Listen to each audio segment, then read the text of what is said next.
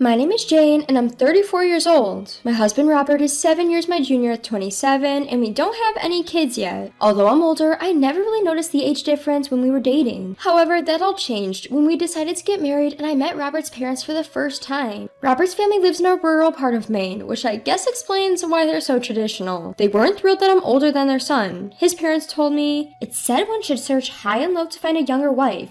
7 years is too much, Jane. Can you even bear children? As women age, their eggs do too, don't they?" They made such offensive comments that would upset most women. When my father-in-law was rude, my mother-in-law was outright rejecting me, saying, "I can't accept this. Why does Robert have to marry an older woman like you? I'm too embarrassed to tell our neighbors. Robert is supposed to take over the family business soon. I don't think you, a city girl, can handle being part of our family." Robert and I had been together for 6 years, and I dedicated the prime of my life, my late 20s, to him. I was determined to marry Robert. We had been living together for several years, and I didn't have the time or energy to look for someone else. I pushed Robert into proposing to me. Maybe it was his age or his personality, but it seemed like he preferred our relationship the way it was. As soon as his parents objected, he said, "That's why I said it's too early to get married. It's okay to delay the wedding." I told him, no, it's not too soon. No matter how many years pass, the age difference won't change. Then I turned to his parents and gave a deep bow. "I know I'm older than Robert, and there's nothing I can do about that. I will work hard to earn your approval as your daughter-in-law. Please bear with me." His parents reluctantly gave in, but Robert's sister was the real problem. "Just so you know, don't call me your sister-in-law. I can't believe my brother's wife is older than me," she yelled at me on our first meeting. I thought I could handle it considering my experience dealing with difficult customers in my sales job. I guess this is what they call in-law harassment. Despite what I read online, this seems manageable. My mother-in-law mentioned that we would eventually have to move to Maine and live with them. I wasn't aware of this, but I thought I could manage it. I regretted not calling off the marriage then, but things were already irreversible. A year had passed, and I totally regret my decision to get married. Our life hasn't changed much since we were living together before.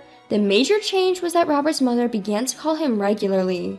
I knew what she wanted. She was pressuring him to move back home and probably encouraging him to leave me. Whenever she calls, Robert would move to another room or the bathroom, trying to keep me from hearing. But living in a small apartment, it's impossible not to overhear. She seemed to suggest that I was the one who didn't want to move in with his parents in Maine, which was totally untrue. I once asked Robert if he had any plans to return to his hometown, and he seemed less willing to do so, citing the lack of job opportunities and the remote location. Robert always blamed me for all the inconveniences, which irritated me. Even though he didn't want to return to his hometown, he turned me into the villain and used it as an excuse. Just a while ago, I heard Robert from the next room saying, "So if I'm the one who suggests divorce, I'll be the one who has to pay alimony, right?" He doesn't want to divorce not because he loves me, but because he doesn't want to pay alimony. Accidentally overhearing Robert's real thoughts was disappointing. It might be a good time to divorce now while we don't have any children. I secretly picked up a divorce paper at the town hall, wrote my name on it as if it were a good luck charm, and put it in my bag. Then my sister-in-law announced she was getting married, so I decided to return to my in-laws' home by bullet train. Despite referring to Robert as their heir, our wedding ceremony ended with just a family dinner due to the strong desire of his wealthy family, while my sister-in-law's wedding is apparently going to be a grand event. Even so, I didn't want to be accused of failing to meet family obligations, so I decided to attend the wedding. Since the wedding was on the middle day of a 3-day holiday, Robert and I stayed at his parents' house from the day before. The groom is from the next town, and the wedding will be held at a venue there, so we planned to take a bus with relatives. On the day, relatives gathered one after another at the in-laws' house as the meeting place. The ceremony was scheduled just after 2 p.m. It seems it will start after a 10 a.m. ceremony ends. Due to the bride's room getting crowded, the venue staff, beauticians, and dressers came to the house, and both my father-in-law and mother-in-law were getting ready. During our wedding, it was more of a meal than a ceremony, and we were dressed in slightly better everyday clothes, so the different attitudes surprised me. I changed into a dress that I had splurged on for this day, put on makeup, and styled my hair, and then my father-in-law said, "Hey Jane, serve tea to the relatives waiting." So I served tea with a smile and introduced myself. "Nice to meet you, I'm Robert's wife. Here's some tea," repeating it like a hostess and making my presence known. I was actually told by my mother-in-law to stay in Robert's room, but I wanted to leave a good impression. Soon, the bus for my sister-in-law's wedding venue arrived. As the relatives got on board one after another, it was my turn to get on the bus. Then my mother-in-law said, "Wait a minute, Jane, I'm missing my hat. Go and get it." "You mean a hat for the black formal dress?" I wondered about wearing a hat with a black dress, but she insisted. "It's in my closet. It's my mother's keepsake. Hurry up and get it." I thought that normally you wouldn't want to wear a hat with a dress, but it seems she wanted to wear her keepsake on a special day. Okay, I'll go look for it. I rushed to her room and searched inside the closet, but it was messy and I couldn't find the hat I was looking for. Everyone else was already on the bus waiting and I was getting anxious. This must be it. I think it must have been about 5 minutes. I found a box that seemed to contain a hat, checked the contents, and dashed to the front door, but the bus that should have been there was gone. My entire in-law family and my husband had boarded and left, leaving me behind. You've got to be kidding me. I was dumbfounded and rubbed my eyes several times, but the bus was nowhere to be found. In my panic, I tried to find my phone, but then I remembered I'd put it in my bag. Since I had left my bag on the bus along with the luggage, it must have gone on the bus in my place. I knew the name of the venue, but I didn't know the phone number. Without my phone, I couldn't contact my husband, and without my wallet, I couldn't take a taxi there. What should I do? I turned pale at the thought, but then reconsidered, do I really need to go to the wedding? After all, I've completely lost the mood to celebrate a wedding. If it were just relatives I was meeting for the first time, that would be one thing, but my in-laws and even my husband knew I wasn't on board. They left me behind anyway, which seems malicious no matter how you look at it. The word divorce crossed my mind, but it's not fun to just get a divorce. I need revenge. After some thought, I came up with a good idea. This is it. I went outside and said, "Hello!" And so with a smile, I began my revenge. The relatives, in-laws, and my husband didn't return on the bus until after 5 p.m. Everyone was quite drunk. I had finished preparing for my revenge and had gathered all the luggage except for the bag that had been put on the bus. I used the phone book by the home appliances in the in-laws' house to look up the number of a taxi company and arrange for one to come 30 minutes after the bus arrived. All preparations were complete. I went out to greet the bus with an innocent face. Robert looked guilty the moment he saw me, but he didn't say anything. My in-laws ignored me and were seeing off the relatives. The relatives glanced at me, but they just got in the cars that had come to pick them up and left. I wish Robert would at least apologize, but that's the kind of man he is. I said to Robert with a smile, "Welcome home." Relieved, Robert said, "I'm home. I didn't realize you weren't on board. I felt bad, but the ceremony was starting, so I couldn't come to pick you up," and started making excuses. I ignored Robert and silently searched for my bag among the luggage. "You've got to be kidding me! Liar!" I shoved the divorce papers in my bag into my husband's hand. What does this mean? What is this? You're joking, right? I really didn't realize it." When Robert realized that what he had been handed was a divorce paper, he started to panic, but I said, "Who knows? I'm surprised that you think such a childish lie would work. And what does it mean that you didn't notice? Are you going to say that you didn't remember my existence at all until the ceremony was over and you saw me?" The in-laws are the worst, but the real enemy was my husband, Robert. Robert was left speechless, but after seeing off the relatives, my father-in-law gave him a pat on the shoulder and said, "Come on, both Robert and we just forgot, right? Pulling out divorce papers over this, city girls really lack spine, don't they?"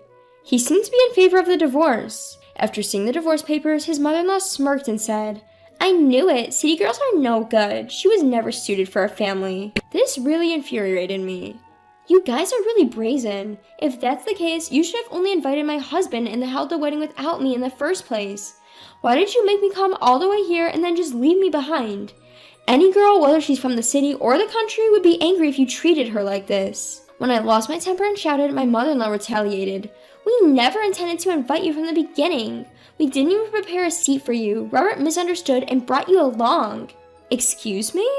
Although I was taken aback, when I turned to look at Robert, he quickly looked away and made an excuse, blaming his mother. "She never told me to come alone, so of course I thought we were invited as a couple."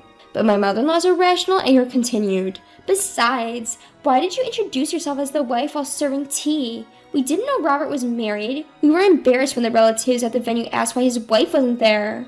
"Well, that's what you get for not telling them, and it's strange that you tell me not to introduce myself," I retorted smugly. It seemed to have worked, as I had introduced myself to the relatives as Robert's wife. "So, you didn't acknowledge me and planned to eventually divorce me. That's why you kept our marriage a secret from the relatives and only held a small reception," I guessed. Both my stepfather and mother-in-law said nothing, but I knew I was right. I genuinely decided then to quickly sever ties with such a family. "Enough. I'll give you the divorce you want. I don't need a useless husband or a mean family." I got into a taxi that had just arrived and returned to my apartment on the last train. I couldn't sleep that night, so I started looking for a lawyer online and packing my belongings. I stayed awake until dawn, finally falling asleep out of exhaustion. When I woke up around noon the next day, I found several missed calls from my in-laws and Robert. It seems my revenge worked, I thought. In fact, after being left behind, I had devised a revenge plan, but I didn't want to do anything dangerous or criminal. At the same time, I didn't want to get a divorce without doing anything, just bearing the brunt of it all. Then I remembered how my mother-in-law cared about the neighborhood's opinion. She had bought a lot of tea and snacks to serve to the relatives, and there was a lot left over. I bagged them up and went around the neighborhood greeting everyone with, "Hello, I'm Robert's wife," and a smile on my face.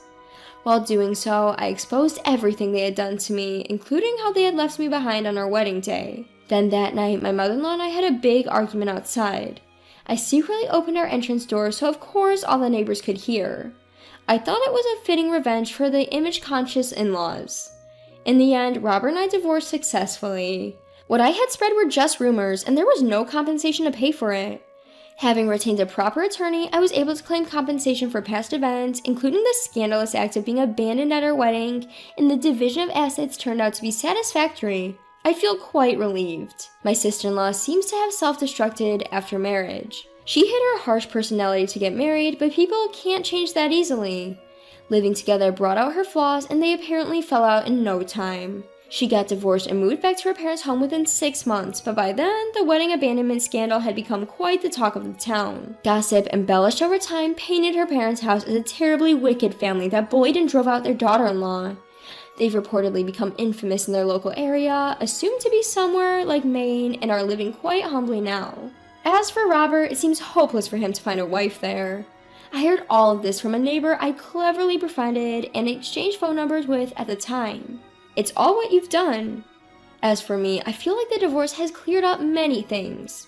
I do regret my lack of judgment with past men, but now I understand the true nature of my ex-husband and his family that I couldn't see back then. Perhaps it would have been best if I'd withdrawn immediately when they objected to our union in the initial greeting and not married at all, but I was immature too. I don't want to deny the times when we loved each other and were happy, so I consider this past year as tuition for my future life. Overcoming the mess and resolving it cleanly, I'm truly glad.